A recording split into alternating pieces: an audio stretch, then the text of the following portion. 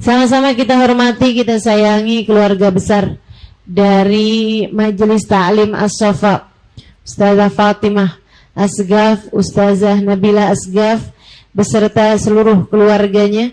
Kita doakan semoga senantiasa dalam limpahan rahmat ridha Allah SWT. Panjangkan umurnya, disehatkan badannya, dimurahkan rezekinya, dimudahkan urusannya, kabulkan hajatnya, semakin dicinta Allah SWT dan Rasulnya. Para pimpinan pondok pesantren, pimpinan majelis ta'lim, yang mudah-mudahan semuanya dalam lindungan dan bimbingan Allah SWT. Para hubabah, para syarifah, para ustazah, yang mudah-mudahan senantiasa dalam lindungan dan bimbingan Allah SWT, senantiasa dalam keberkahan, dan tentu saja semua yang hadir di majelis ini, baik ibu-ibu, kakak-kakak, adik-adik, anak-anak, yang mudah-mudahan semuanya dirahmati dan dicintai Allah, disayangi dan disyafaati Nabi besar Muhammad sallallahu alaihi wasallam, insyaallah. Amin ya rabbal alamin. Libur lama, terakhir kajian 15 Januari. Februari, Maret, April, Mei, Juni. Itu sekarang Juni ya? 5 bulan liburnya. Pantesan gak pinter-pinter. Pas ngaji lagi udah lupa yang kemarinan. Tapi mudah-mudahan ilmu kita jadi cahaya. Sebab ilmu tuh gak penting banyaknya, penting hidayahnya, penting cahayanya. Kata Nabi Muhammad sallallahu alaihi wasallam, "Man izdada ilman walam yazdad hudan, lam yazdad minallahi illa bu'da." Siapa yang nambah ilmunya tapi gak nambah cahayanya, siapa yang nambah ilmunya tapi gak nambah hidayahnya, lam yazdad minallahi illa bu'da, dia tidak akan bertambah dari Allah selain semakin jauh. Kalau ada nambahnya dari Allah adalah nambah jauh. Na'udzubillah min dzalik. Buat orang yang nambah doang ilmunya tapi nggak nambah hidayahnya, tapi nggak nambah cahayanya. Makanya mudah-mudahan sesedikit apapun ilmu kita bisa jadi sarana kita tambah dekat sama Allah SWT. Bisa jadi sarana kita tambah ibadahnya.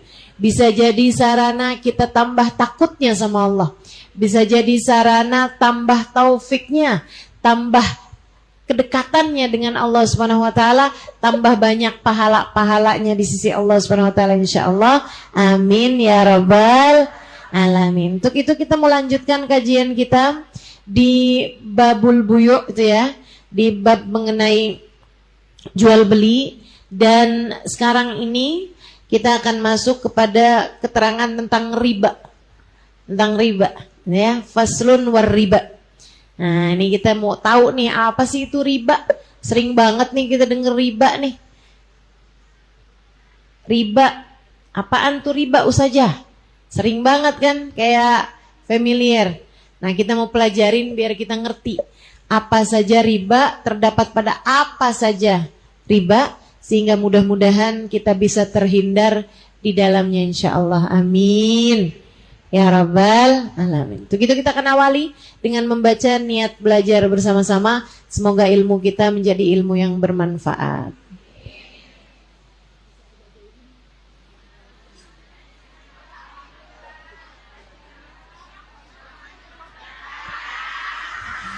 Bismillahirrahmanirrahim. Nawaitu ta'allum wa ta'lim wan naf'a wal intifa' wal mudzakarah wat tadhkir wal ifadah wal istifadah wal hitha 'ala tamassuk bi kitabillah wa sunnati rasulillah sallallahu alaihi wa alihi wa sallam wad du'a ilal huda wad dilalata 'alal khair ibtigha'a mardatih wa qurbih wa thawabih wa husnil khatimah ma'al lutfi wal afiyah wa salahil akibah birahmatika ya arhamar rahimin.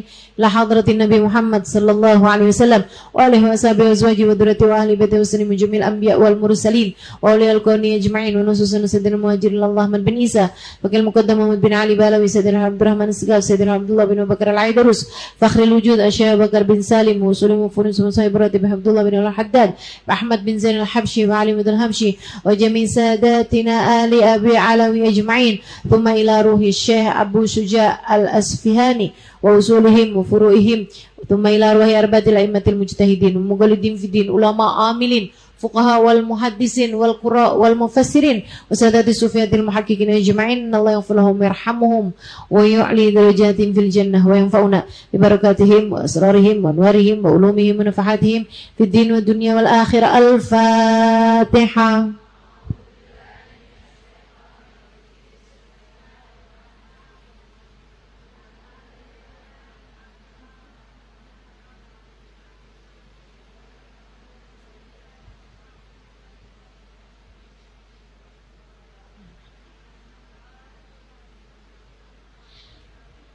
Bismillahirrahmanirrahim. Faslun war riba fid dhahabi wal fiddati wal mat'umat.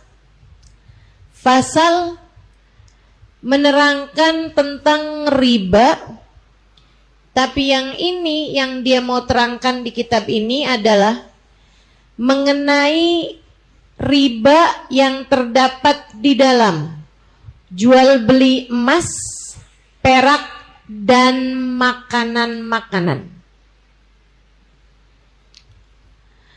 Wala yajuzu bai'u dhahabi bidh-dhahab walal fiddah kadzalika illa mutamathilan naqdan wala bai'u mabta'ahu hatta yaqbidahu wala bai'ul lahm bil hayawan.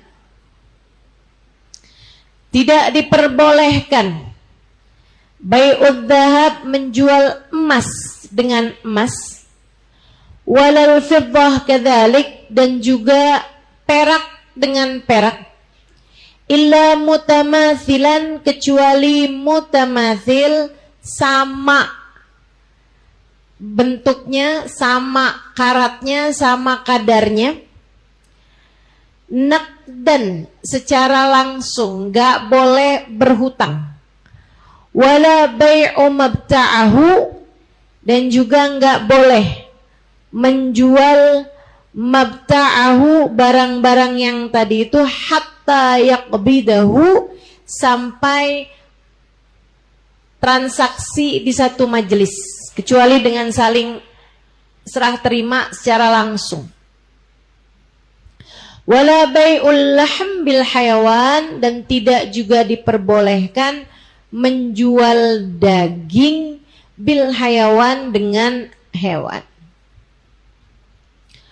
Wa yajuzu bai'udz dhahabi bil fiddah mutafadilan naqdan. Boleh menjual emas dengan perak mutafadilan, tidak sama ukurannya, enggak sama kadarnya, naqdan tapi harus secara langsung. Wa kadzalikal mat'umat, demikian pula dengan makanan. La yajuzu bai'ul jinsi minha bimithlihi illa mutamathilan naqdan. Enggak boleh menjual satu jenis makanan dengan yang sejenisnya illa mutamathilan kecuali seukuran. Naqdan dan harus terjadinya naqd, artinya nggak boleh utang. Apa tuh namanya? Kontan, tunai, cash, ya. Wa yajuzu bai'ul jinsi minha bighairihi mutafadilan naqdan, dan boleh membeli satu jenis dengannya dengan yang selainnya yang enggak sejenisnya gitu. Misalnya kayak tomat dibeli sama jagung, itu boleh. Mutafadilan nggak sama beratnya, nakdan tapi harus naked, harus cash, harus tunai. Wala yajuzu bai'ul ghurur, dan tidak diperbolehkan menjual yang enggak kelihatan. Bai'ul ghurur itu menjual barang-barang yang tidak ada barangnya, yang enggak kelihatan barangnya. Kemarin saya udah bahas mengenai salam. Oh belum ya? Yang pesen, nah nanti akan ada tuh. Yang sekarang ini kan online tuh, nah, Shopee dan lain sebagainya, itu masuknya salam itu ya. Nanti tuh akan ada pasalnya, mungkin di pertemuan-pertemuan yang berikutnya. Yang sekarang mau saya terangkan adalah mengenai riba. Riba itu ada di dalam hutang piutang dan ada di dalam transaksi jual beli. Transaksi itu kan macam-macam. Yang ada unsur ribanya tuh dalam dua hal. Transaksi hutang piutang, dengan yang keduanya transaksi jual beli yang tidak sesuai dengan persyaratannya. Itu dua-duanya sama-sama ada unsur riba. Alhamdulillah. Meskipun riba yang hutang piutang lebih familiar, lebih sering kita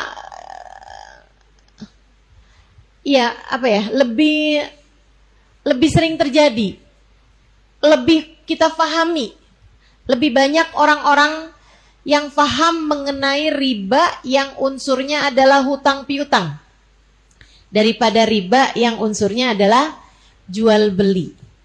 Yuk kita bahas satu-satu. Apa itu riba? Riba lughatan, riba secara arti bahasa adalah az-ziyadah, ada kelebihan. Utang 100 bayarnya 120, lebih. Ada lebihnya 20.000. Kan gitu ya? Si 20.000 itu jatuhnya adalah riba. Biasa disebut di negeri kita dengan istilah bunga. Berbunga gitu kan, ada tambahan. Pohon kemudian keluar bunganya. Tambahan dari pohon itu kan begitu. Itu makanya istilahnya jadi istilah bunga. Meskipun tentu saja enggak sebenarnya kayak aneh juga kalau disebutnya dengan nama bunga ya. Sebab kalau bunga kan cakep. Padahal riba kan haram. Saudaraku sekalian saya muliakan, nah itu hutang piutang dengan riba. Riba istilah bahasa adalah az-ziyadah, adanya tambahan, adanya kelebihan. Itu istilah bahasa. Riba secara syar'i, secara istilah adalah aqdun ala iwadin mahsus ghairu ma'lumit tamathul fi mi'yar syara' halatal aqd. Riba adalah adanya akad yang menjanjikan atau akad yang menjanjikan kelebihan secara khusus yang tidak sesuai dengan timbangan syariat, au ma'a ta'khirin fil badalain au ahadimihima, atau adanya kelebihan tersebut disebabkan karena salah satunya membayar dengan ditunda. Penyerahannya itu secara tertundanya penyerahan, entah itu penyerahan uangnya atau penyerahan barangnya. Dengan adanya penundaan tersebut, maka kemudian jadi ada kelebihannya. Itulah yang namanya riba. Ini memang perlu mikir nih. Tapi nggak apa-apa lah. Nggak terlalu paham sama istilah katanya. Yang penting kita paham kasusnya. Biar ibu-ibu pada bisa ngerti yang mana yang haram. Jadinya faham sama urusan-urusan, ustazah, kalau pinjol boleh gak? Jadi nggak pakai tanya-tanya lagi mengenai hukum. Ini kalau ibu-ibu faham, nanti bisa faham segala macam nih. Bisa faham hukumnya pay letter, bisa faham hukumnya Shopee Pay. Iya ya. Bisa paham hukumnya suami pay.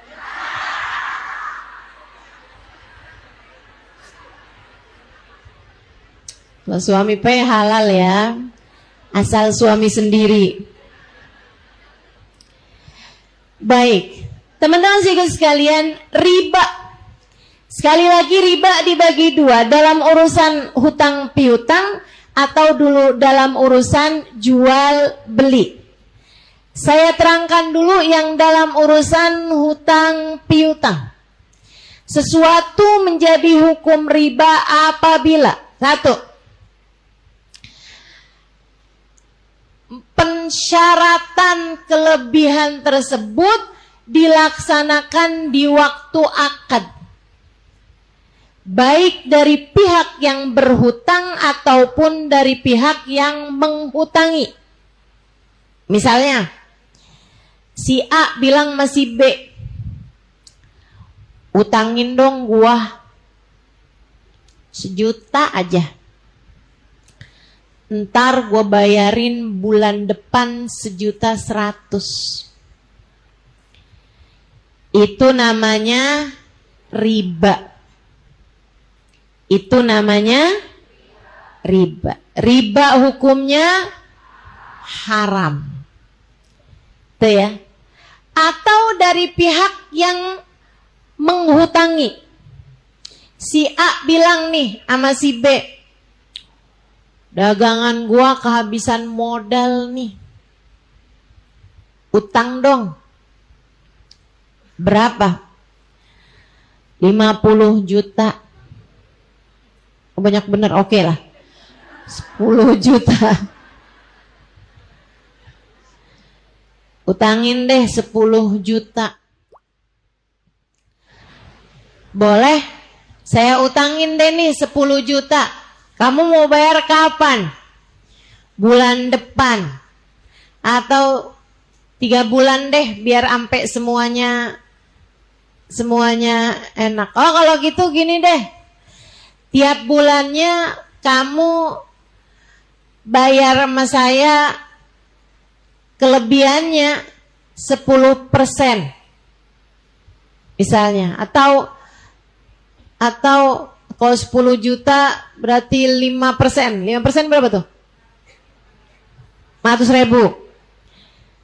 Jadi setiap bulan kamu tambahin 500.000. Kalau kamu bisa bayar bulan depan ya berarti cuman 10.500.000. Kalau bayarnya baru bisa bulan depannya lagi berarti 11 juta dan seterusnya. Oke, deal misalnya. Itu jatuhnya adalah riba. Baik dari yang berhutang ataupun dari yang menghutangi, sama-sama riba. Apabila terjadinya di akad. Tapi kalau terjadinya nggak di akad, hukumnya nggak riba. Misalnya gimana Ustazah? Misalnya nih, kamu datang sama saudara kamu. Nih usaha nih lagi kekurangan modal. Utangin gue napa? Kata saudaranya, iya dah gue utangin. Gue lagi kebetulan ada rezeki nih.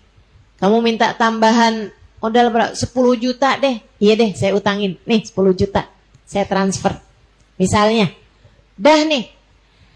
3 bulan kemudian kamu mau bayar. Berapa tadi utangnya?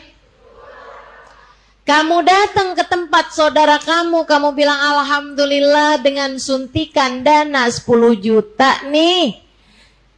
dagangan saya kembali bisa jalan, enak. Jadinya nih saya bayar 10 juta, saya lebihin 1 juta. Riba kah? Enggak. Itu namanya balas budi. Dan itu hukumnya adalah sunnah.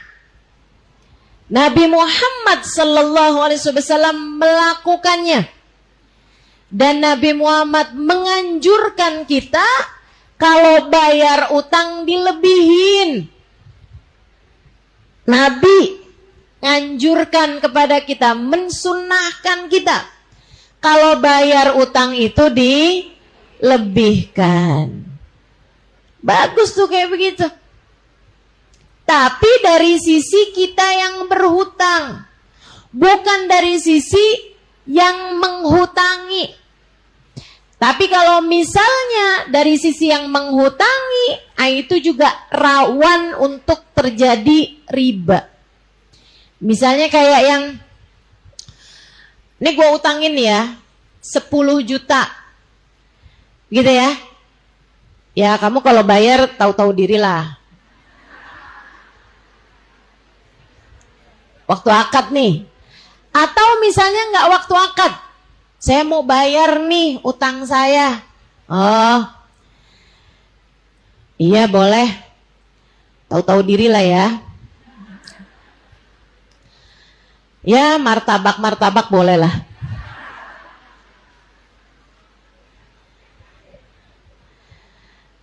Jangan. Kalau dari sisi kamu yang menghutangi, jangan minta kelebihan apa-apa. Kalau minta kelebihannya itu sebagai syarat kamu mau menghutangi, jatuhnya riba. Tapi kalau misalnya nggak jadi syarat kamu menghutangi, tapi kamu minta di saat dia mau membayar hutang, itu jatuhnya nggak riba, tapi juga bukan sesuatu hal yang baik. Ya, cuman sekali lagi, kalau kita dihutangin sama orang, apalagi kalau untuk modal usaha, nah itu kalau bayar lebihin. Jangan sampai kamu udah diutangin sama saudara atau diutangin sama teman, giliran waktunya bayar galakan dia daripada yang ngutangin. Ada yang begitu? Mana orangnya? Ampun, ampun. Ya Allah, lindungilah kami dari orang-orang yang udah kami hutangi, tapi di saat ditagih galakan dia daripada kami. Ada modelannya kayak begitu. Utang kagak dibayar-bayar, tapi jalan-jalan mulu. Ada yang begitu? Mana pengen tahu sih orangnya? Duitnya dapat utang, tapi Masya Allah, Masya Allah, yang ngutangin dalam keadaan terbatas, dianya malah ganti handphone baru. Ustazah, saya tuh sebenarnya Ustazah udah gak kepengen nagih utang di Ustazah, susah ditagihnya. Cuman sih sakit hati Ustazah, handphone saya aja yang jadul, mau ganti handphone, udah layarnya retak, udah ada garisnya, di layarnya udah ada garisnya, gara-gara dibanting sama cucu. Dia tinggal main ganti-ganti HP aja. Gimana tuh Ustazah kalau kayak gitu? Teman-teman sih sekalian saya muliakan, ini hati-hati nih, orang berhutang yang gak bayar-bayar utangnya, apalagi kalau dari sejak awal dia memang berhutang dengan niatan untuk gak bayar.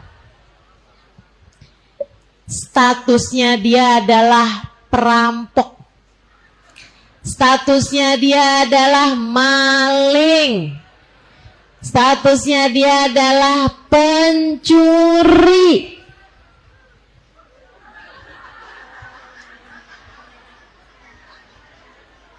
Betul Ustazah, betul. Ustazah menyuarakan suara kami. Tapi hati-hati. Jangan sampai kamu karena uang kamu banyak diutangin orang, akhirnya kamu pun utang sama orang yang kamu pun juga akhirnya nggak bayar-bayar.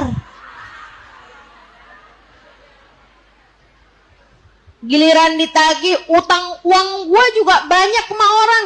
Itu kan uang lo, bukan uang gua. Teman-teman saya sekalian, orang berhutang sama kamu biar jadi urusan dia. Tapi kalau kamu berhutang sama orang lain, itu adalah urusan dirimu. Gak bisa tuh. Ntar saya kalau ditagih di akhirat, saya mau bilang, ya Allah dia juga punya utang sama saya, no juga mau utang sama saya.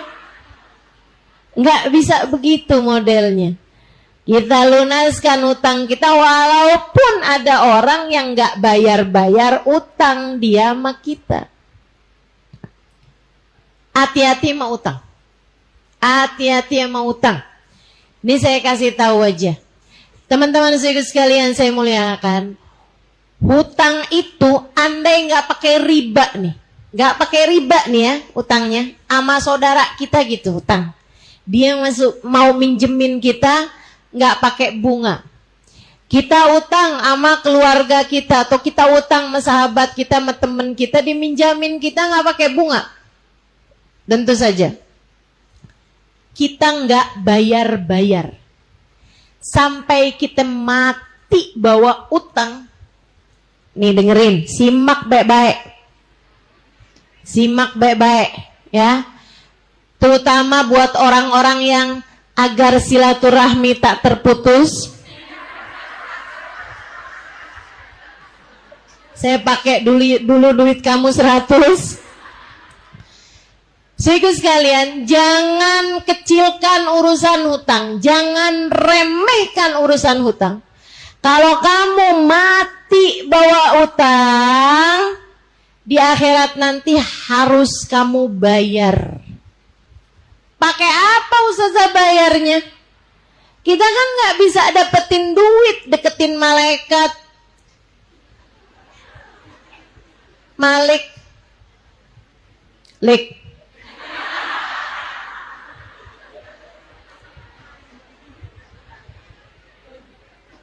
Ntar saya bawain dah teman-teman saya kemari. Boleh nggak kamu utangin saya dulu duit? Ya anggaplah ongkos biaya operasional. Nggak bisa gitu. Malaikat nggak ada yang bisa kamu suap. Teman-teman sekalian, di akhirat harus kamu bayar. Pakai apa bayarnya Ustazah?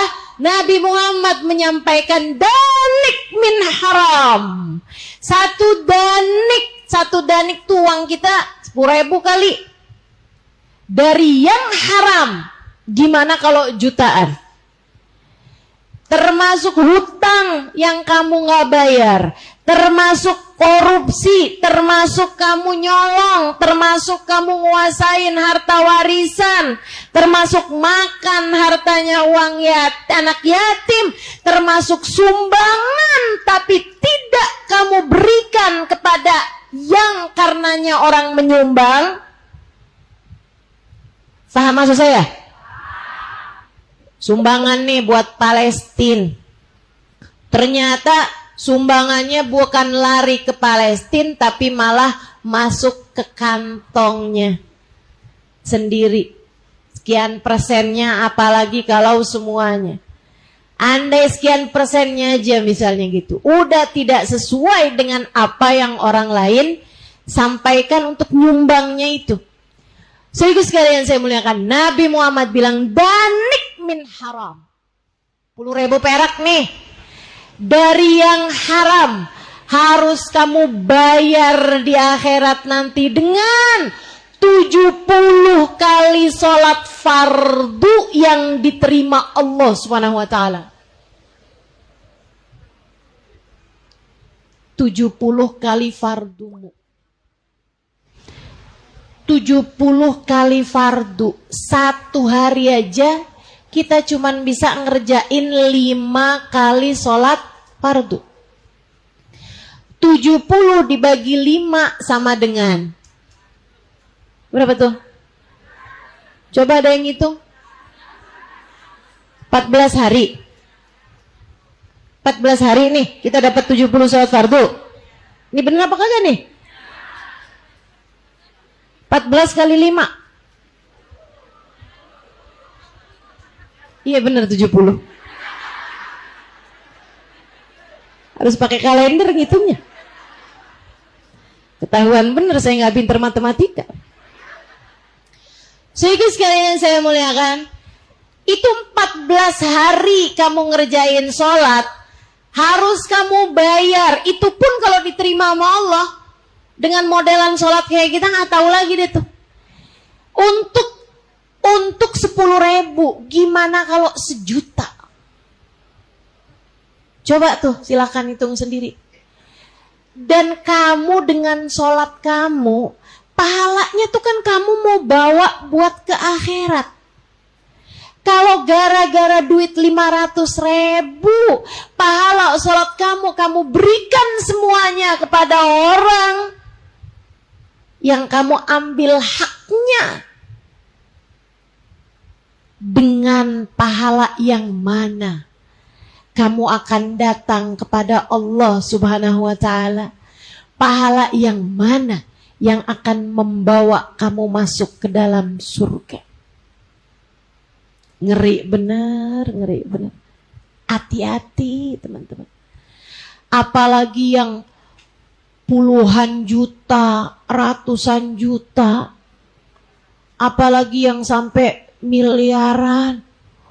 Aduh, udah deh tuh. Gak ngerti lagi deh tuh nasibnya kayak gimana di akhirat. Ngeri. Semua yang haram-haram kamu dapat di dunia, satu daniknya, pecahan kecilnya, itu harus kamu bayar dengan 70 kali fardumu yang diterima Allah Subhanahu wa ta'ala. Sehingga sekalian, termasuk misalnya nih, kamu keluar bubaran majelis, nemu duit 50.000. Tuh tinggal dikaliin tuh. 14 hari dikali 5. Tuh berapa tuh? 14 kali 5. 70 lagi. 70 hari teman-teman. 70 hari kamu sholat. Pahalanya semuanya harus kamu bayarkan kepada orang yang duitnya kamu nemu di habis majelis. Sayang bener. Hati-hati, hati-hati. Udah deh, jangan berani-berani deh. Jangan berani-berani. Utang sama orang 100.000, kamu nggak bayar-bayar, berarti kan dikali 10. Berarti 70 kali berapa lagi tuh tadi? Iya kan? Yang asalnya 70 hari kalau 50.000, berarti kalau ini 140 hari harus kamu bayar. Sholat kamu di masa sekian bulan, 140 hari itu teman-teman, harus kamu bayar kepada seseorang yang waktu hidup di dunia kamu hutangin 100.000 tapi kamu nggak mau bayar. Hati-hati. Hidup kamu yang mana yang mau kamu bawa menuju akhirat? Kalau sewaktu hidup di dunia kamu banyak berkait sama urusan-urusan uang-uang yang tidak halal. Hati-hati, hati-hati. Saya sarankan padamu, Saya tahu teman-teman, saya tahu sama halnya dengan dirimu. Kita nih ibadah nih bukan gampang. Betul nggak? Ibadah kita nih dikit. Kalau bersama dengan ibadah yang sedikit itu kita nggak hati-hati urusan uang haram, dengan bekalan yang mana kita akan datang menuju akhirat Allah Subhanahu wa ta'ala. Udahlah ibadah gak banyak, yang gak banyak itu pun akhirnya diambil-ambil sama orang-orang yang kita zolimi sewaktu di dunia, yang kita utangin tapi kita gak bayar, yang kita ambil gak ada haknya, mau itu saudara kita sendiri, mau itu kerabat kita sendiri. Hati-hati sama uang haram. Itu sebabnya saya paling takut sama yang beginian nih. Makanya teman-teman, kalau teman-teman ingat-ingat, kapan ada ceritanya saya minta sumbangan, coba diingat-ingat. Dari ini pula saya sampaikan kepada semua teman-teman, kalau ada apapun atau siapapun meminta sumbangan dengan nama saya sampaikan kepada teman-teman semuanya, itu tidak benar dari saya. Karena saya enggak modelan yang minta sumbangan. Saya mau bikin majelis apa, enggak. Saya enggak minta sumbangan. Pernah satu waktu di saat saya membuat majelis maulid waktu itu, ada orang nyumbang, Ustazah saya mau nyumbang buat air. Saya tanya sama panitianya, air udah semua Ustazah, udah ada yang nyumbang. Jadi akhirnya saya balikin lagi tuh duit. Saya bilang airnya udah full katanya. Yaudah Ustazah yang penting buat maulid. Oh ya udah, oke. Ada satu waktu lagi, uang buat peruntukan maulid tuh udah penuh, udah cukup. Ada orang nyumbang, tulisannya buat maulid. Saya bilang, ini minta maaf nih, uang yang buat maulid yang ini udah selesai nih, udah cukup saya. Jadi saya balikin. Dia bilang, nggak usah saya, yang penting buat maulid. Oh boleh saya kasihin ke maulid-maulid yang lain, mungkin yang lebih membutuhkan. Iya Ustazah silahkan. Atau kalau enggak Ustazah, buat maulid tahun depan. Oh ya bismillah. Bismillah. Tapi selagi buat maulid tahun itu, tuh susah. Makanya teman-teman saudaraku sekalian, saya menyarankanmu untuk, kalau kamu memberi kepada seseorang, apakah itu ustadz, ustazah, atau misalnya habaib, hubabah, gitu ya. Itu kamu ketika memberi kepada mereka, jangan pakai persyaratan. Karena itu bikin repot. Ustazah, ini saya kasih Ustazah buat bensin. Repot saya. Harus banget ini buat bensin. Buat saya minum, saya belanja ke Alfamart beli minum boleh? Boleh Ustazah. Ya kalau gitu jangan ngomong buat bensin dah. Udah aja yang enak aja ngasih hadiah untukmu. Kan begitu? Enak jadinya peruntukannya, nggak usah pakai ngomong begini buat begitu. Mau ngasih aja. Itu yang saya pelajari dari guru-guru saya.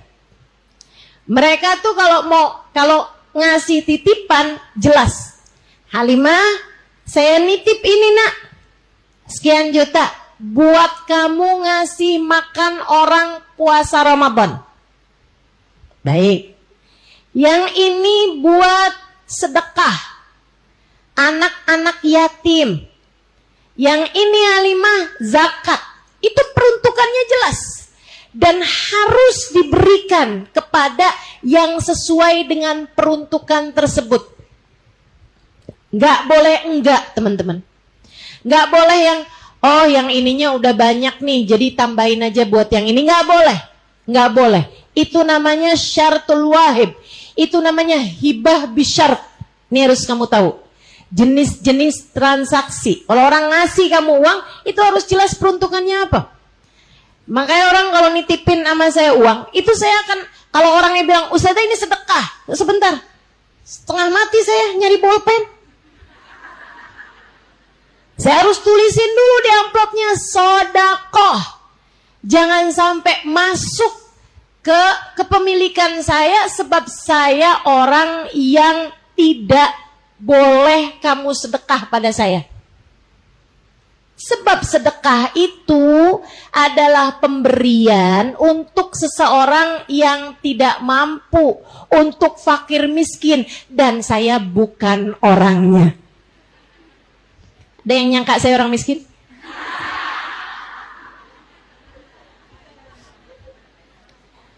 Jadi teman-teman saya sekalian, saya tidak boleh menerima sedekah. Itu sebabnya kalau ada orang nitip sama saya sedekah, saya harus tandain bahwa itu adalah uang sedekah. Kita ngerti ilmu, harus kita amalkan ilmu tersebut. Nih yang deket nih. Tanggal 1 hari malam Sabtu minggu depan. Tanggal 10-nya, 10 hari berikutnya namanya hari Asyura. Itu hari kita dianjurkan untuk banyak sedekah. Terutamanya kepada anak-anak yatim dan duafa. Kan gitu ya? Teman-teman sekalian saya muliakan, hati-hati buat para panitia. Ini harus saya sampaikan. Sebagai orang yang mengerti fikih, saya harus sampaikan teman-teman saya sekalian kepada semuanya, terutamanya yang biasa jadi panitia-panitia santunan anak-anak yatim.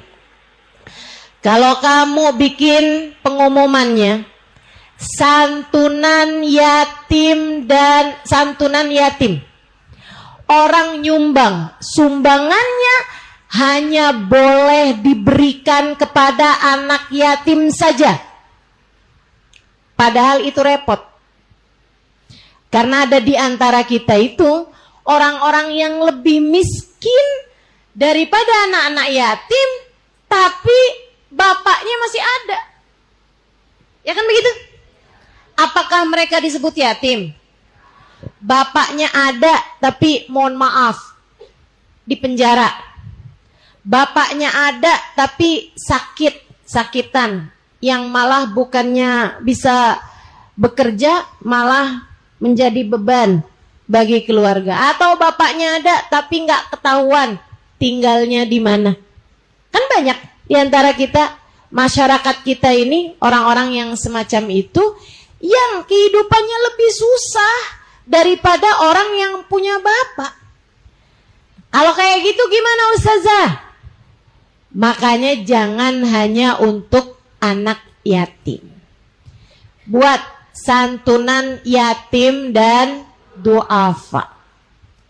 Oke, sekarang anak-anak yatim, anak-anak duafa boleh menerima. Ibu-ibunya gimana Ustazah? Nggak bisa juga. Kalau kamu nulisnya anak yatim dan duafa. Kecuali kalau kamu bilang santunan buat anak yatim dan orang duafa. Gitu ya, bukan anak aja tapi orang duafa. Saudara sekalian, santunan anak yatim dan sedekah. Nah, itu lebih umum. Tapi perhatian nih. Gimana? Berapa dana yang terkumpul? 2 juta. Ini saya mau beliin nih barang-barang di Tanah Abang. Ada ongkosnya. Naik taksi. Boleh nggak diambilkan dari uang itu? Nggak boleh. Karena tidak sesuai dengan peruntukannya. Ustazah, habisnya kita belanja nih Ustazah, kita makan-makan, boleh nggak pakai duit itu? Nggak boleh. Kan itu peruntukan dananya itu kan berhasil nih, misalnya 10 juta, kita bikinin acara, kita panggil ada ustazahnya yang baca zikiran Asyura, ada ustazahnya yang ngasih ceramah, kita pakaiin duit itu, boleh apa nggak boleh? Nggak boleh. Hati-hati. Hati-hati.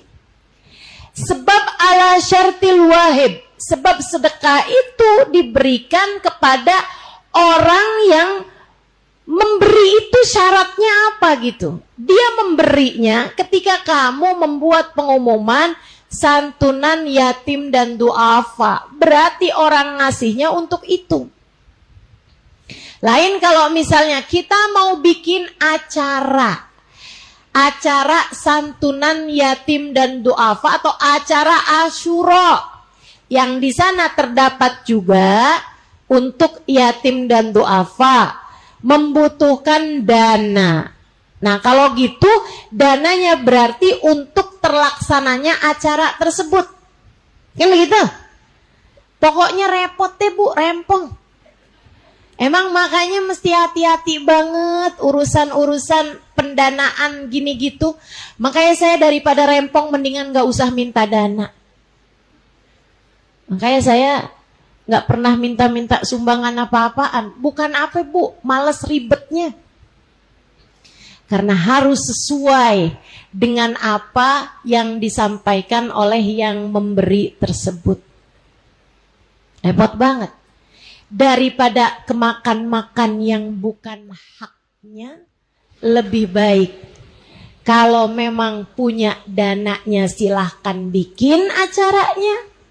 Kalau memang nggak punya dananya, lebih baik ikutan aja sama yang bikin acara. Begitu setuju? Begitu setuju? Setuju. Ustazah, saya pengen bikin maulid Ustazah. Jadinya saya sebarin proposal. Udah deh, kamu mampu bikin silahkan. Kalau kamu nggak mampu bikin, mendingan ikutan gabung sama yang sudah menyelenggarakannya. Kan begitu? Tapi kan saya kepengen juga Ustazah baca maulid, ngadain maulid. Boleh, adain aja maulid, undang anak sulung, anak tengah, anak kecil ya kan. Undangin tuh anak, mantu, cucu, kumpulin bareng-bareng, baca deh maulid. Dibai habis itu atau baca maulid dia ulami pendek tuh. Nah, habis itu kemudian kamu makan-makan dan ngadain maulid. Iya kan? Tapi kan kagak ada yang ceramah. Buka aja YouTube saya.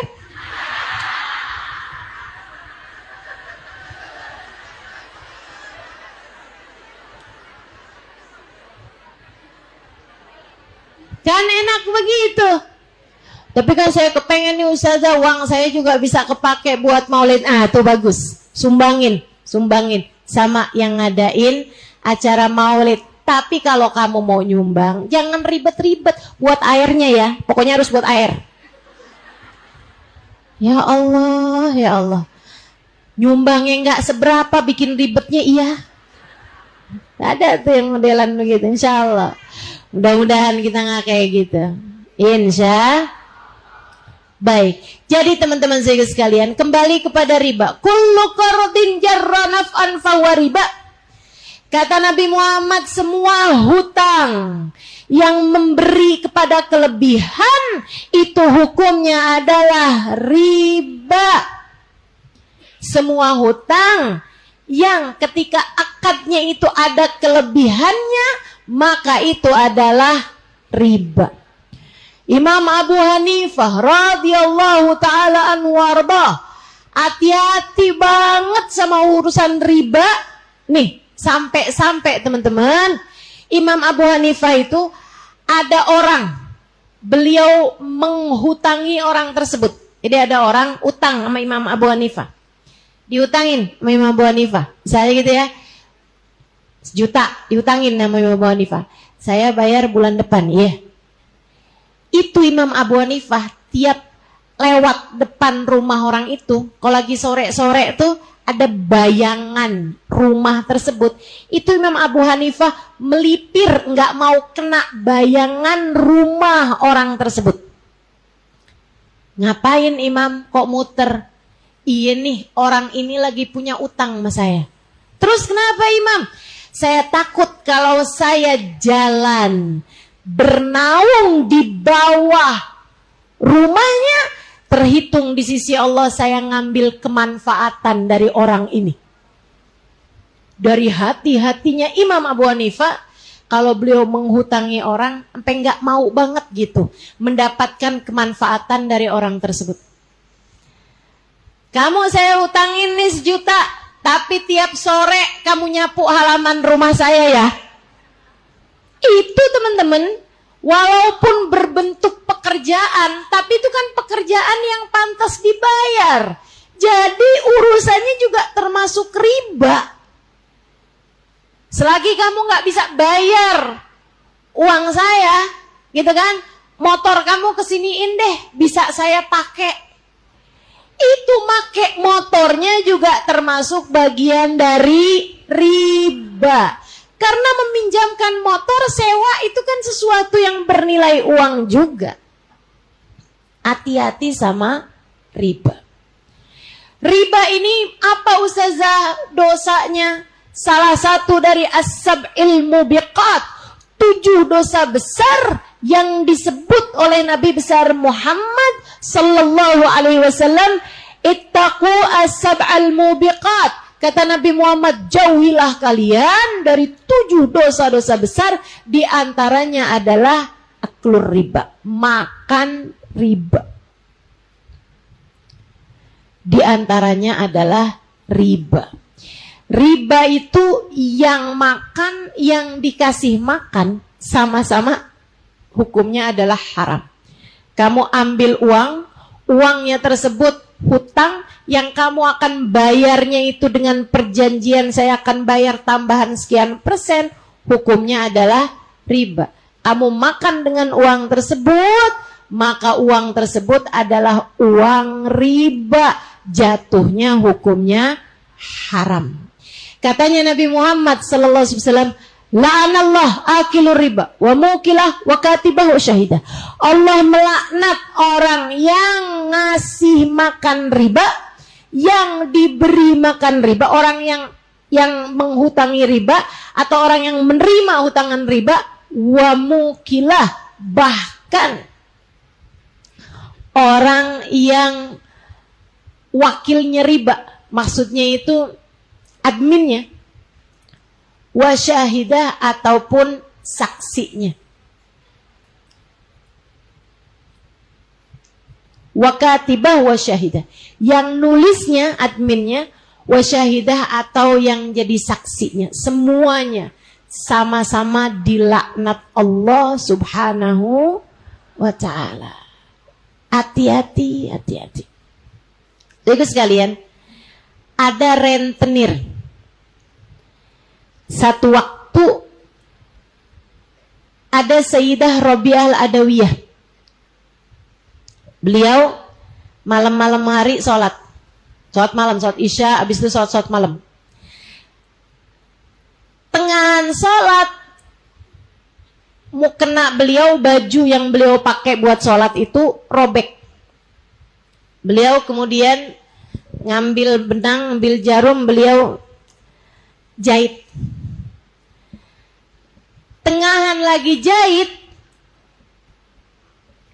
minyaknya habis sehingga lampunya mati. Lampu rumahnya Robiah. Jadi susah kan jahit gelap-gelap. Subhanallah, ada orang kemudian bawa lampu berdiri pas banget depan rumahnya Rabi'ah Al-Adawiyah. Sehingga cahaya lampunya itu masuk ke dalam ruangannya Rabi'ah. Rabi'ah bisa melanjutkan jahitnya. Alhamdulillah, bisa kelihatan jahit dah. diselesaikan jahitnya Sayyidah Robiah Al-Adawiyah. Selesai beliau sholat lagi. Gak bisa khusyuk sholatnya. Gak bisa khusyuk. Beliau sholat lagi gak bisa khusyuk sholatnya. Habis selesai sholat ini Robiah Al-Adawiyah yang memang biasa sholatnya khusyuk. Jadi berasa banget pas sholatnya gak bisa khusyuk. Kagak kayak kita. Kita emang biasa sholat gak khusyuk. Jadi kita juga nggak tahu kapan kita bisa khusyuk, kapan kagak bisa khusyuk. Ini lagi susah banget nih saya khusyuknya. Ya emang biasanya juga nggak khusyuk. Robiah sebagai seorang waliyah min auliyaillah, sebagai salah satu kasih Allah SWT yang memang biasanya sholatnya khusyuk, enak gitu, nikmat. Ini kok susah banget nih mau khusyuk dalam sholat. Akhirnya habis selesai sholat, beliau sholat taubat, minta ampun sama Allah SWT. Kemudian beliau bilang, ya Allah, kasih tunjuk saya, kenapa sholat saya nih gak bisa khusyuk. Allah bagi tahu, ilham nih namanya ya, ilham. Ilhamnya para wali. Kalau Nabi itu punya wahyu, kalau orang mukmin punya firasah atau firasat ya, atau disebut dengan nama ilham. Isikan malaikat yang ngasih tahu kepada kita. Seorang waliyah nih, beliau dapat tahu. So ikut sekalian saya muliakan, yang tadi lewat depan rumah Robiah dan berdiri depan rumah Robiah pegang lampu adalah seorang rentenir. Robiah nggak makan duit dia loh. Robiah bahkan enggak yang dengan duitnya beli mukena, enggak.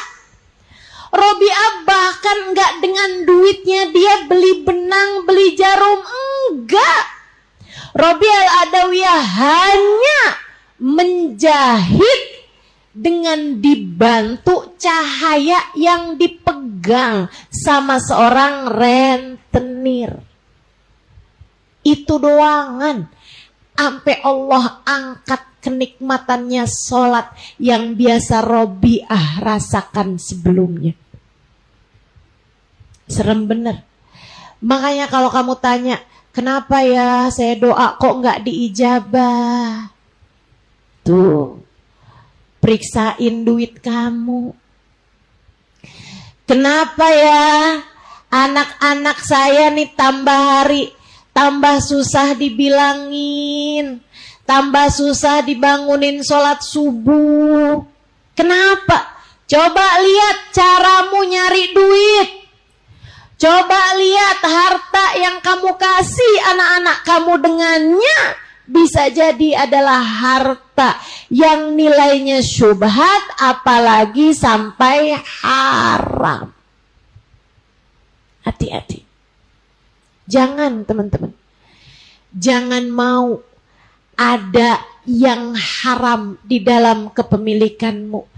Kelihatannya kayak nambah saldonya, padahal ia hanya akan menghabisi keberkahan dalam hidupmu, hanya akan membakar kebahagiaanmu, hanya akan membuat hilang kedamaian dalam hidupmu.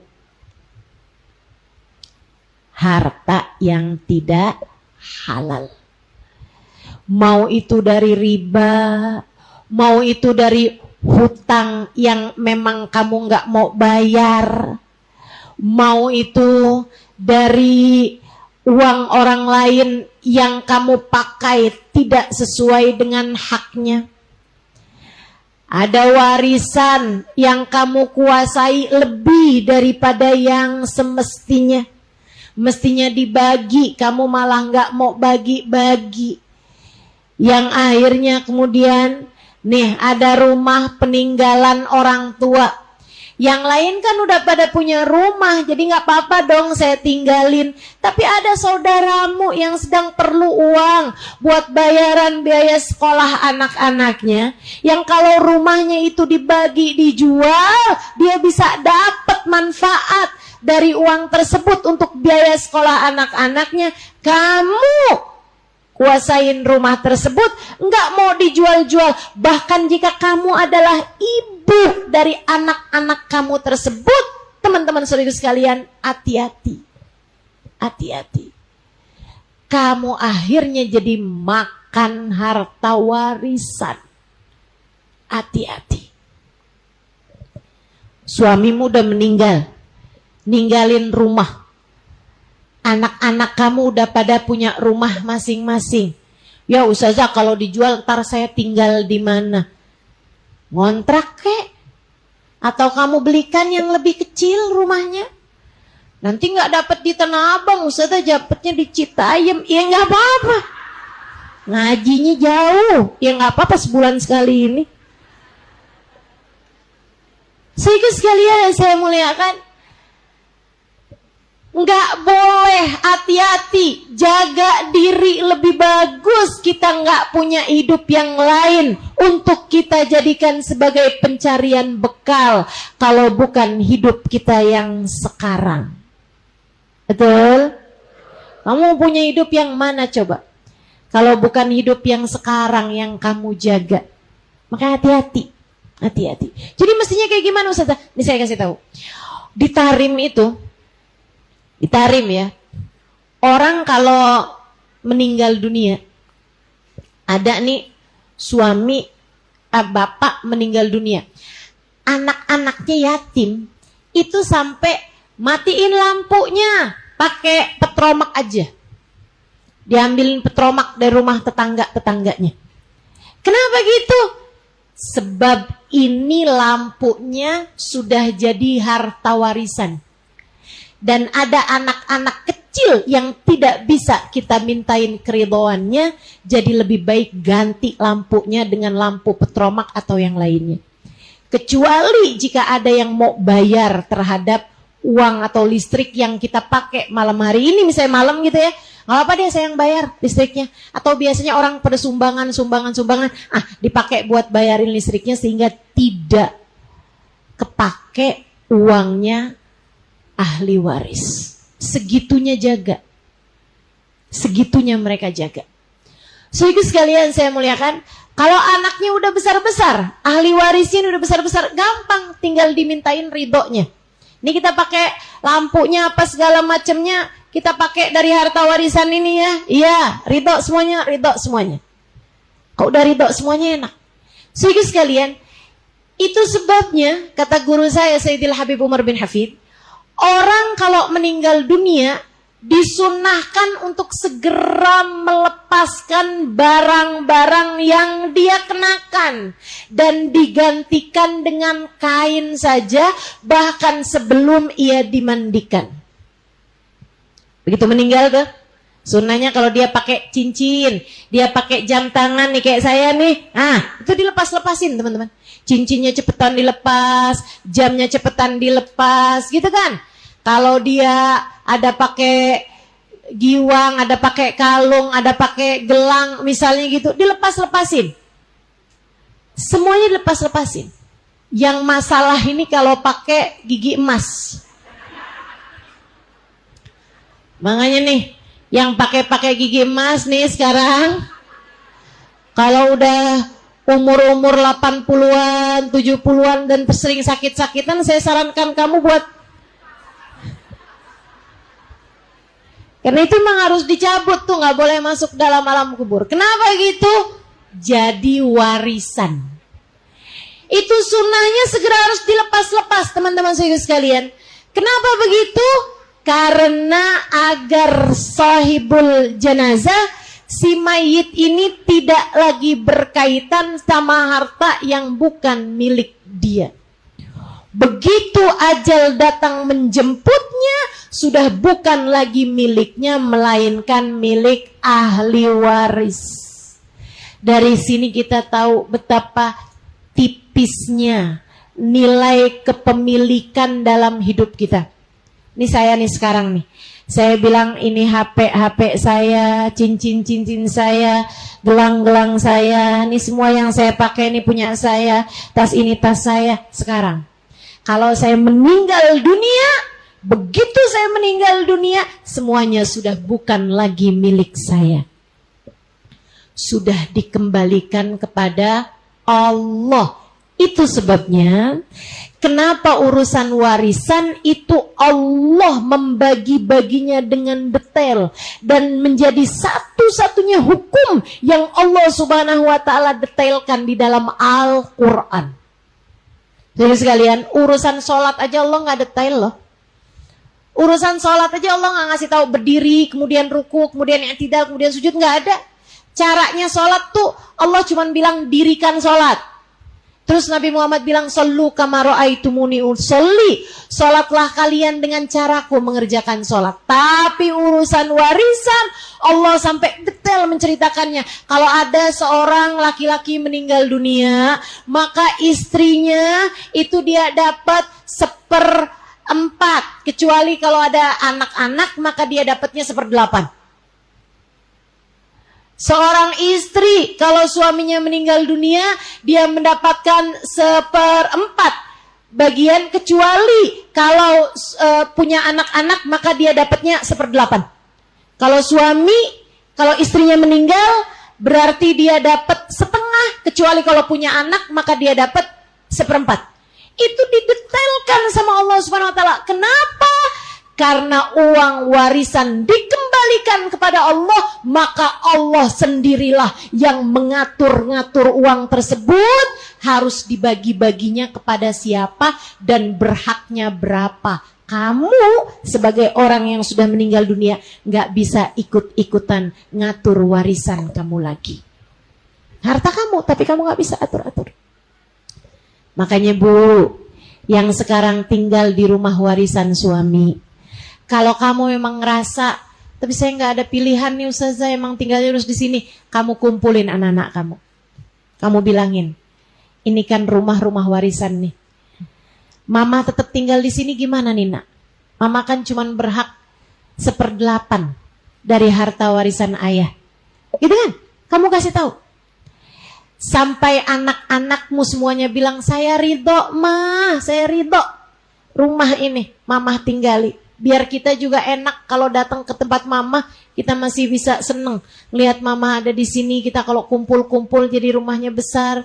Nggak apa-apa mama tinggal aja, kami ridho. Sebelum itu teman-teman sekalian, bisa jadi penyebab dari doamu tidak diijabah Allah SWT. Bisa jadi penyebab dari sholatmu tidak diterima Allah Subhanahu wa ta'ala.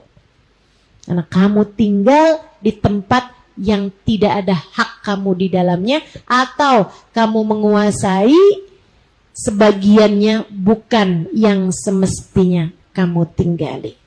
Ya, hati-hati sama yang haram. Nah ini riba nih. Riba yang itu tersendiri. Riba yang dari hutang. Jadi riba itu jadi hutang kalau hutang itu jadi riba kalau dijanjikan dibayar lebih daripada hutangnya, dan dijanjikannya adalah ketika akad. Jadi kalau misalnya orangnya sendiri emang mau melebihkan, nah itu nggak jadi soal.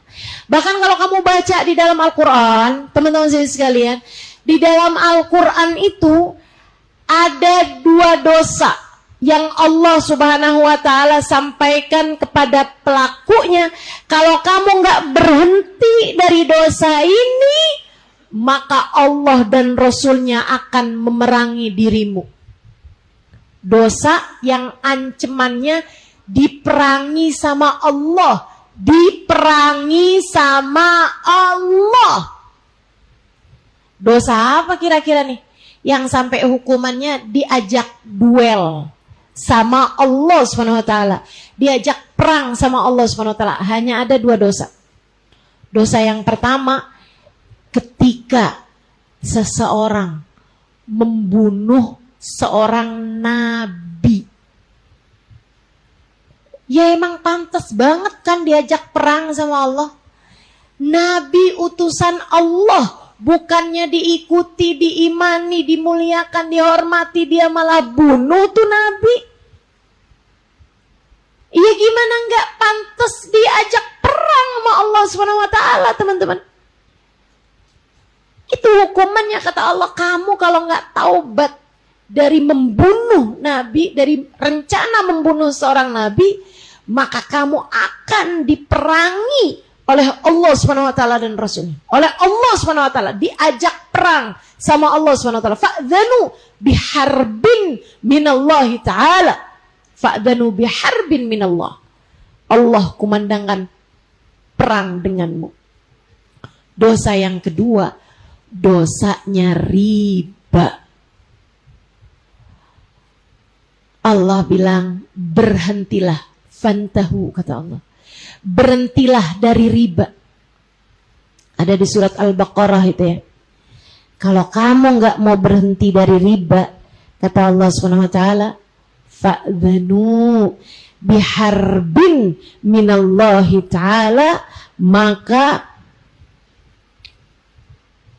fa'dhanu biharbin minallahi, maka ketahuilah bahwasanya kamu akan diperangi oleh Allah Subhanahu wa taala dan Rasulnya.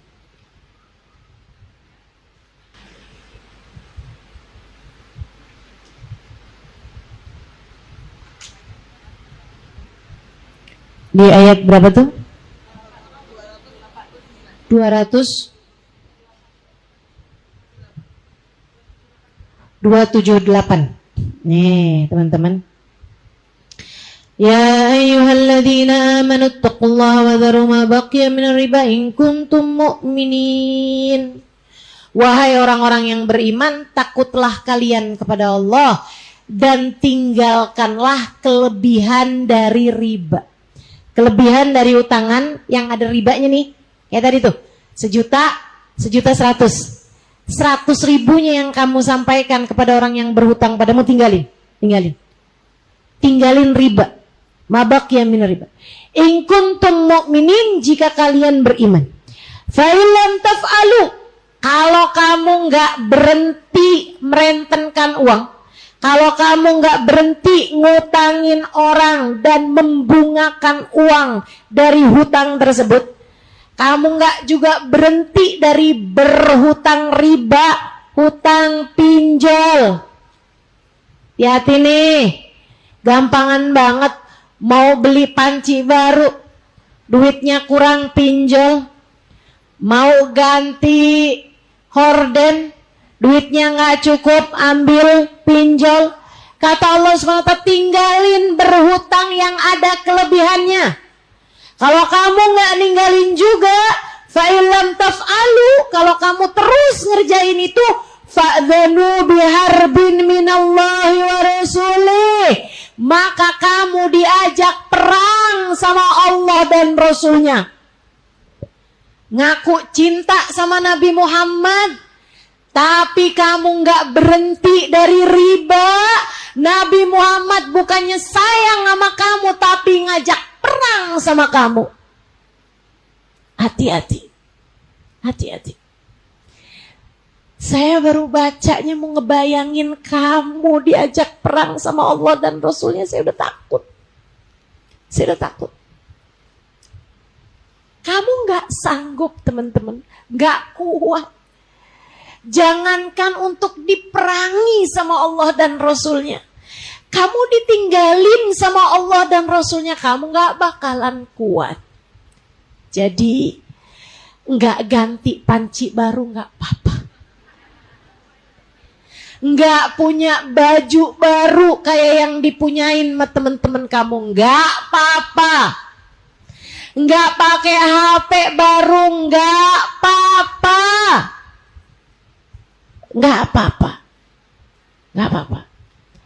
Jangan deket-deket sama riba. Jangan. Sebab ancamannya ngeri. Diperangi sama Allah dan Rasulnya. Siapa di antaramu yang sanggup? Makanya kita lihat orang yang kaitannya meriba, itu jadi sebab kehancurannya. Kalau kamu gak percaya tuh baca deh beritanya. Orang bunuh diri gara-gara pinjol. Nggak satu, nggak dua, teman-teman. Yang ampe dibunuh, yang ampe aduh udah deh ceritanya ngeri-ngeri. Yang sampai depresi jadi gila. Gara-gara urusan pinjol. Udah nggak apa-apa. Insya Allah seperti yang sering saya sampaikan padamu, sesedikit apapun rezeki yang Allah kasih cukup untuk membiayai hidupmu. Namun sebanyak apapun rezeki yang Allah kasih nggak bakalan cukup untuk membiayai gaya hidupmu. Kalau kepengen hidup tenang, jangan banyak. Dah itu. Saya nggak mau kamu susah hidupnya karena diperangi sama Allah dan Rasulnya. Nggak mau saya. Saya kesian. Teman-teman saudaraku sekalian, karenanya udah nggak usah deket-deket tuh sama urusan hutang riba. Fa'dhanu biharbin minallahi wa rasulih. Wa in tubtum falakum ru'usu amwalikum la tadlimuna wa la tudlamun. Kalau kalian mau taubat, maka kamu tetap berhak atas ru'us amwalikum, atas harta pokok kamu. Misalnya kayak tadi tuh, 1 juta utangnya, bayarnya 1.100.000. Kalau kamu taubat, udah kamu berhak cuman 1 jutanya aja, yang 100.000-nya kembalikan kepada si orang tadi itu yang berhutang itu. La tadlimun, janganlah kamu berbuat dolim, wala tudlamun, dan jangan pula lah kamu dizalimi. Jangan dua-duanya. Jadi tuh, kalau kamu utang nggak niat bayar, itu namanya kamu mendolimi. Jangan mendolimi, jangan juga didolimi. Ajaran agama Islam. Insya Allah, mudah-mudahan kita lebih bisa jagain. Ustazah, masalahnya Ustazah, saya udah kejerat utang. Ini dengerin, ini penting. Sering saya dicurhatin orang tentang urusan, masalahnya Ustazah, saya sudah berada dalam jebakan hutang. Catat benar-benar teman-teman sekalian, saya akan menyampaikan kepadamu amalan yang bisa membuatmu semoga terlepas dari jeratan hutang. Ya, dengerin baik-baik. Yang pertama, ini apalagi kalau jeratan hutang riba ya. Ini utang, semua utang. Mau jeratan riba kah atau bukan utang riba kah? Pokoknya kamu ngerasa kejerat utang nih. Udah bangkrut nih usahanya, tapi utang masih banyak nih. Masih ada utang sama sana, masih ada utang sama sini. Saya harus apa nih Ustazah? Pertama, taubat dan minta ampun sama Allah Subhanahu wa ta'ala. Apalagi jika hutang tersebut adalah hutang riba, atau hutang bukan hutang riba, tapi kamu berhutangnya untuk gaya yang tadi itu. Nggak darurat hutang, tapi kamu berhutang, kemudian akhirnya kamu terjebak hutang. Nah ini kan lain. Ini beda urusannya dengan orang yang memang dia dalam keadaan sangat kesulitan sehingga dia harus berhutang buat sekolah anaknya, buat biaya pengobatan orang tuanya yang memang harus segera diobatin nih, tapi nggak ada duitnya, akhirnya utang sama saudara, utang sama tetangga, ini belum bisa bayar utangnya. Nah ini nggak dosa utangnya, tapi harus dibayar, kan begitu? Jadi yang pertama nih, terutama buat yang berhutangnya riba atau berhutangnya untuk gaya, ya, bukan karena darurat utang, hal pertama yang harus kamu lakukan adalah taubat kepada Allah Subhanahu wa ta'ala. Benar-benar sholat taubat, minta ampunan sama Allah Subhanahu wa ta'ala. Ya Allah, ya Allah, ya Allah. Ampuni dosa-dosa saya ya Allah. Ini saya nih ya Allah. Berhutang buat kegayaan. Sekarang nih saya susah ditagih-tagih orang. Ya Allah, maafin saya ya Allah. Saya gimana nih ya Allah. Saya berani-berani ngambil hutang riba. Sekarang saya kayak gini keadaan saya. Minta ampun Allah. Ampuni saya ya Allah. Ampuni saya ya Allah. Jangan perangi saya ya Allah. Ampuni saya ya Allah. Satu, yaitu taubat. Yang serius taubatnya. Usolli sunnat taubati rakaatain lillahi ta'ala. Allahu Akbar. Bismillahirrahmanirrahim. Alhamdulillahirabbil alamin. Utang sama dia segitu. Kalau saya nanti dapat duit segini, berarti saya bisa bayarin. Berantakan. Gak gitu modelnya. Yang serius, minta ampun sama Allah Subhanahu wa taala. Satu. Yang kedua, teman-teman sekalian saya muliakan, doa. Minta sama Allah. Allah Maha Kaya. Doa minta sama Allah. Yang serius doanya. Bangun di waktu malam. Nangis sama Allah Subhanahu wa taala. Ya Allah, ya Allah, ya Allah. Tolongin saya ya Allah. Tolongin saya ya Allah. Tolongin saya.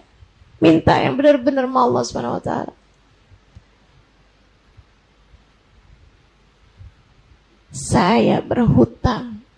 Saya nggak ngerti gimana bayarnya ya Allah. Saya minta kepadamu mencukupkan saya. Saya ngeri ya Allah kalau saya sampai mati bawa utang. Jangan ya Allah, jangan ya Allah. Tolongin saya ya Allah. Tolongin saya. Doa yang serius. Ustazah, kan doa yang serius mustajab itu kan kalau kita doanya di tanah suci ya Ustazah. Jadi saya mau utang lagi buat saya umroh. Ya ini ngaco-nya ngaco kalau kayak begitu ya. Ada tuh soalnya yang kayak gitu. Astagfirullah. Ini ibadah bukan ibadah namanya. Saudaraku sekalian, yang ketiga, ini penting nih. Penting nih. Kalau kamu punya hutang, harta kamu selain yang darurat, jual, uangkan. Jadikan itu sebagai iktikad baikmu buat bayar hutang. Punya hutang, tapi emas-emasannya gelang keroncong sampai bunyi. Gimana sih ceritanya? Ustazah, masalahnya utangnya ini kan ratusan juta Ustazah. Ini gelang saya nih kalaupun dijual juga palingan cuman berapa belas juta. Lah, itu adalah iktikad baik kamu. Kamu harus tunjukkan bahwa kamu niat bayar hutang. Orangnya juga gak tahu kok Ustazah, kalau saya punya gelang keroncong bukan buat dia. Tapi kamu harus menunjukkan iktikad baikmu untuk membayar hutang di hadapan Allah Subhanahu wa taala. Jalla jalaluhu wa ta'ala azamatuh. Itu artinya kamu nyerah. Itu artinya kamu melambaikan bendera putih di hadapan Allah Subhanahu wa taala Jalla jalaluhu wa ta'ala azamatuh, dengan cara kamu bayarin yang kamu punya, uangkan, bayarkan. Apaan aja yang bisa diuangkan? Begitu kan? Yang lebih dari yang kamu harus gunakan, harus pakai. Ustazah, HP jual apa enggak nih? Tunggu dulu, kamu ada keperluan enggak sama HP itu? Ya perlu Ustazah. Buat apa? Buat telepon sama WhatsApp doang. Ganti HP yang murahan aja kan juga bisa tuh. Nggak harus iPhone 15. Betul? Ya Bu, jual HP yang itu, kamu pakai aja yang biasa aja. Kecuali kalau kamu HP bagus tersebut, memang Ustazah saya jualan di HP ini, saya jualan online. Emang kan HP-nya nggak bisa tuh HP yang apa tuh? Iya, HP Asia. Masih ada nggak sih? Udah nggak ada ya? Nokia udah nggak ada juga. Nggak bisa kan? Gitu. Jadi teman-teman saudaraku sekalian, itu tuh mesti yang kamu harus tahu gitu. Apa aja yang bisa kamu uangkan, kamu uangkan. Kamu punya emas, kamu jual. Kamu punya barang-barang yang berharga, kamu jual. Apaan kamu jual, gitu kan? Ustazah jual ginjal, jangan. Maksud saya itu yang lebih dari yang kamu perlukan, itu jualin. Lebih baik kamu nggak punya barang-barang mahal daripada kamu terjerat hutang. Begitu jelas? Saudaraku sekalian yang saya muliakan, saya tambahin lagi. Mesti sering-sering lapar. Ustazah, apa kaitannya Ustazah? Saya punya utang, pengen bisa kebayar, tapi mesti sering-sering lapar. Ya kamu, kaitannya adalah kamu lagi punya keperluan mendesak sama Allah Subhanahu wa Ta'ala. Salah satu bagian dari cari muka di hadapan Allah, biar Allah Subhanahu wa Ta'ala nggak tega sama kamu, adalah dengan cara kamu melaparkan diri dengan berpuasa. Puasa yang sering, puasa sunnah, ya kan? Kecuali kalau kamu adalah seorang istri yang suamimu memang ada di kota aktif, itu lain lagi, ya. Aktif ya, bukan non aktif. Saudara sekalian saya muliakan, mesti sering-sering. Kalau memang Ustazah saya seorang istri yang suami saya ada di tempat, tapi saya memang kelilit utang nih Ustazah. Jadi gimana nih? Saya kan nggak bagus puasa. Iya, nggak bagus puasa kamu, tapi kamu tetap bagus buat lapar. Bu, sering-seringlah lapar. Di saat kamu lapar tuh kamu bilang, ya Allah, kesianin saya, ya Allah, kesianin saya, ya Allah. Tolong mudahkan saya membayar hutang saya, ya Allah. Jangan matikan saya sebelum saya melunasi hutang. Mudahkan saya, ya Allah, untuk membayar hutang saya. Itu. Kemudian tambahan 3 lagi. Saudara sekalian, yang berikutnya. Banyak baca sholawat. Banyak baca. Ustazah, banyak sedekah apa enggak? Enggak boleh malah kamu sedekah. Sedekah kan pakai duit. Kamu punya uang, punya utang sama orang lain, utangnya adalah utang duit. Lah ngapain kamu serahkan duit kamu sama orang lain, sementara kamu punya kewajiban terhadap yang lain. Jadi kamu harus pakai duit kamu sesedikit apapun buat bayar hutang, bukan buat sedekah. Apalagi kayak kemarin kurban, kan lumayan duitnya. Nggak boleh itu kamu kurban. Yang wajib adalah kamu bayar utang, teman-teman sekalian. Kecuali dengan izin orang yang menghutangi kamu. Saudara kamu misalnya, saya ini utang saya ini kan belum kebayar ya, tapi saya punya uang nih sekarang nih, pengen saya pakai buat kurban, boleh apa enggak nih? Oh iya, nggak apa-apa, kurban-kurban aja, saya juga nggak terlalu perlu kok sama duitnya. Ada, suka ada orang-orang yang kayak gitu, gitu kan? Nggak ada Ustaz, siapa bilang? Ada, teman-teman sekalian, ada. Sama saudara sendiri, sama temen sendiri kan suka ada yang kayak gitu kan. Punya utang sih, tapi ya nggak apa-apa, kamu kurban-kurban aja toh, uangnya juga belum darurat buat saya pakai. So ikut sekalian saya muliakan. Jadi banyakin baca sholawat.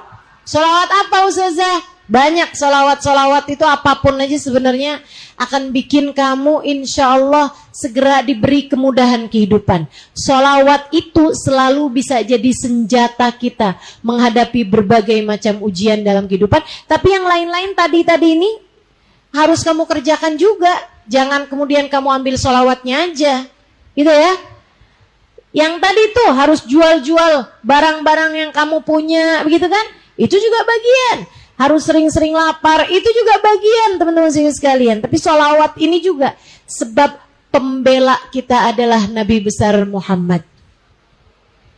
Insya Allah diberi kemudahan Allah dengan berkatnya Nabi Muhammad.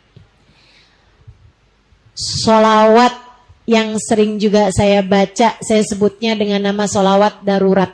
Kalau kamu ngerasa udah susah banget gitu, boleh tuh kamu baca. Allahumma salli ala Sayyidina Muhammadin qad daqat hilati adrikni ya Rasulullah. Ya, itu kamu baca tuh. Salawat itu yang sering-sering, yang banyak-banyak untuk mudah-mudahan Allah kasih kemudahan. Dua terakhirnya adalah yang pertama, kalau sholat pas tahiyat, Allahumma inni a'udzubika minal ma'sam wal maghram. Sesudah kamu membaca tahiyat akhir. Habis tahiyat akhir tuh, terus kan ada waktunya doa tuh. Nah, kamu doa tuh kan gini.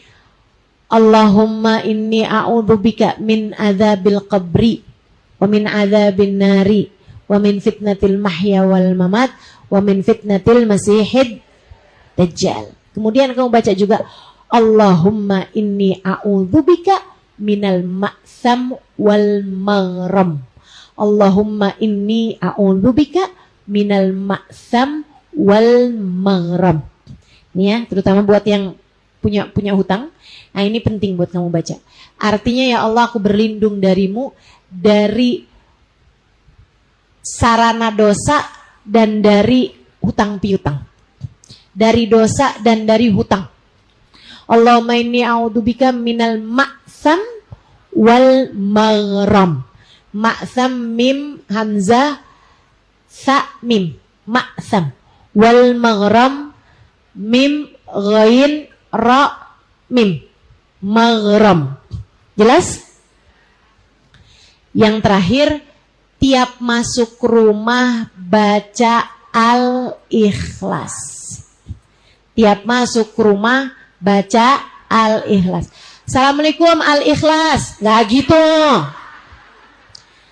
Assalamualaikum. Masuk rumah bismillahirrahmanirrahim. Qul huwallahu ahad. Allahus samad. Lam yalid walam yulad. Walam yakul lahu kufuwan ahad. Itu semuanya kalau kamu kerjakan, insya Allah Allah kasih kemudahan untuk kamu dapat melunasi hutang-hutangmu tersebut. Ini amin pada punya utang beneran ini. Sambil saya akan bantu doakan kamu, mudah-mudahan Allah SWT kasih kemudahan semuanya insyaallah. Yang lagi ada hajat-hajat dunia, mudah-mudahan Allah mudahkan. Yang lagi ada hajat-hajat agama, mudah-mudahan Allah kasih kemudahan. Hajat dunia, hajat akhirat kita, mudah-mudahan Allah SWT kasih kemudahan bagi kita untuk dapat Allah SWT kabulkan insyaallah. Semoga segenap dosa-dosamu Allah ampuni. Semoga segenap aib-aibmu Allah tutupi. Semoga dalam hidup ini Allah SWT senantiasa membimbingmu sehingga kamu dapat menjalani kehidupan sesuai dengan apa yang Allah SWT inginkan. Ala hadhihi niyyah wa bikulli niyatin salihah jami'.